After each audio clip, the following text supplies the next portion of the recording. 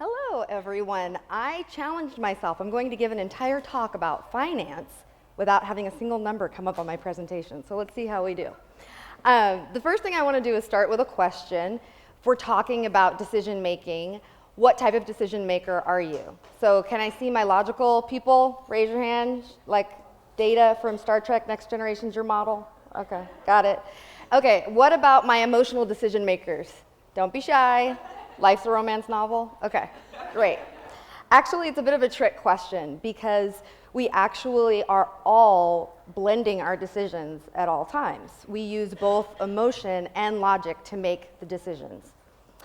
When we're looking at the brain and what parts of the brain are involved in decision making, there's really two primary parts. The first is the prefrontal cortex.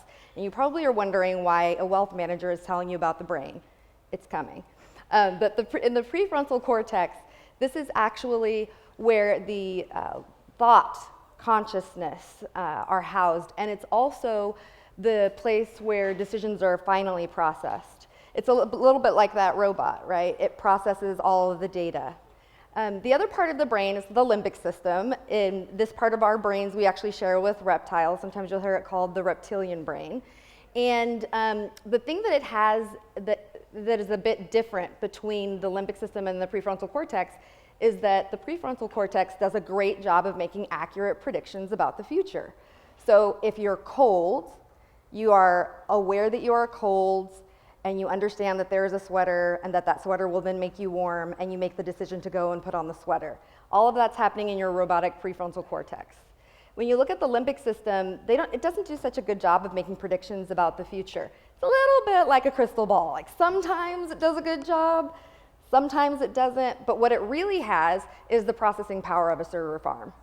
So what you're actually looking at is this part of your brain has the ability to take in all of the data that's currently available, and with that data, it's able to make very quick decisions. Now, let's give an example of the limbic system. This is a creepy, dark alley, right? As you're kind of walking by this alley, you don't have to stop and enumerate all the reasons why you're not going to walk down this alley. You take a look at it and you decide, I'm really creeped out by that. I'm not walking down that alley, right? If you had to stop and enumerate all of those reasons, if you had to process it all through the prefrontal cortex, it would be far too slow, and you might actually be in danger.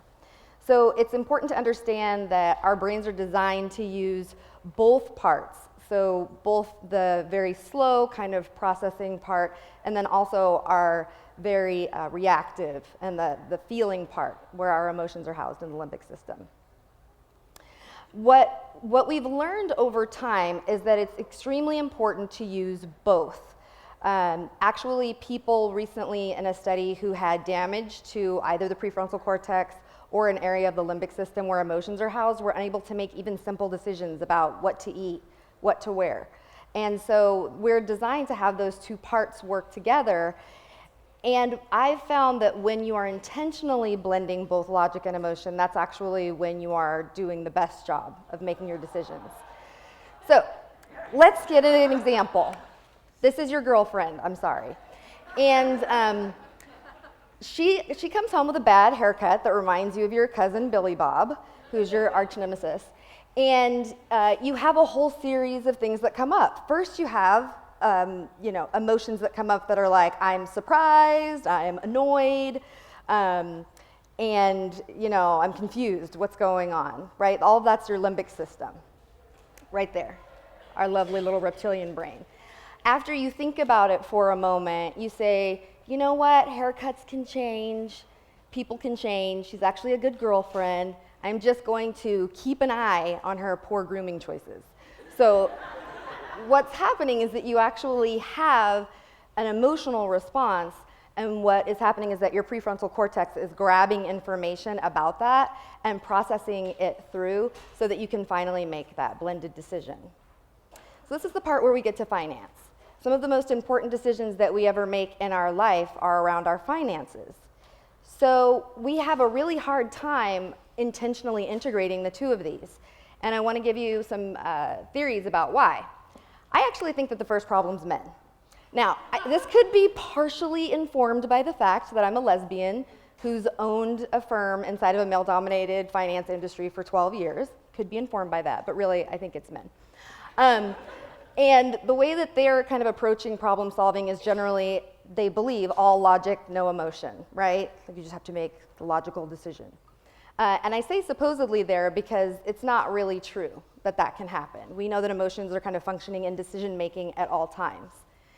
So this is the model that we've been working with for a long time. Men are logical. My little pointer not working. Okay, men are logical, right? They think of themselves as being logical. They aren't really interested in using the emotional part of their brain for the most part and making decisions. Men also have traditionally been the ones in charge of finance. That may not always be true. The fact that men have been more so the holders of wealth, and also that men are more comfortable relying on the logical part of their brains rather than the emotional part of their brains, we've come to have this association between our finances and logic and this understanding that we should really be making only logical decisions.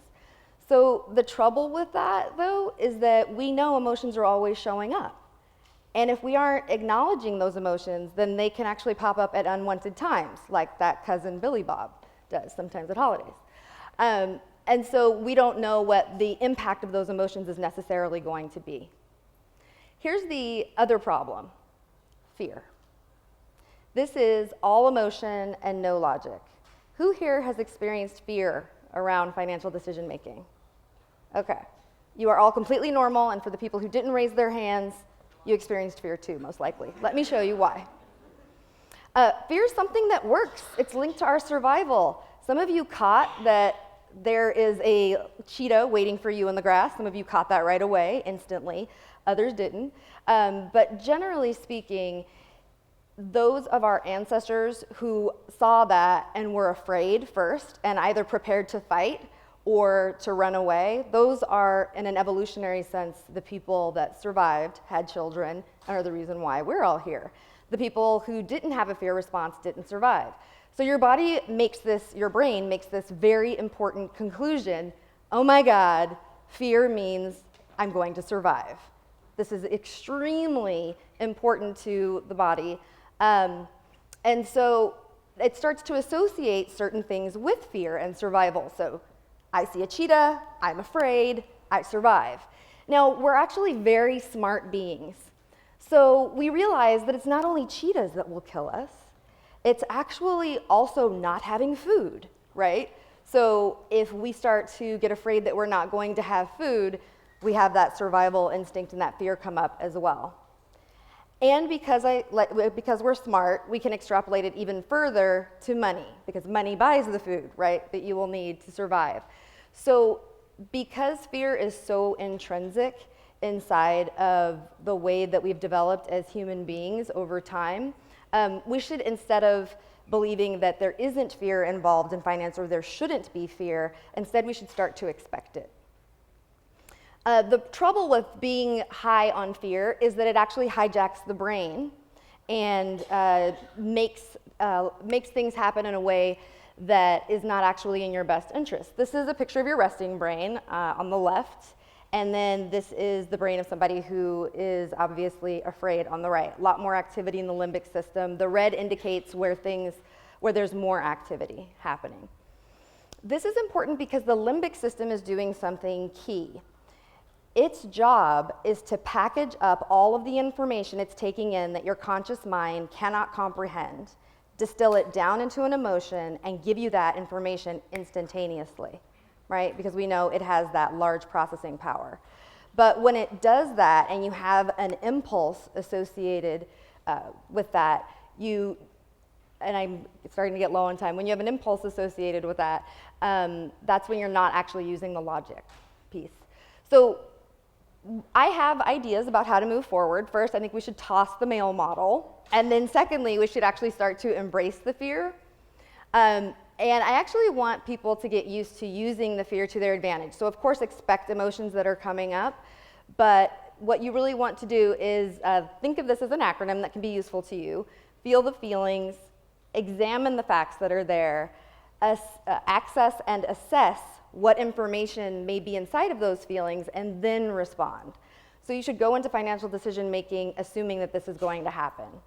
So if we take just a brief example, you're getting a job offer and you notice first thing in the feeling of the feelings, you're noticing that you're excited, but you're also scared, right? There's some fear there.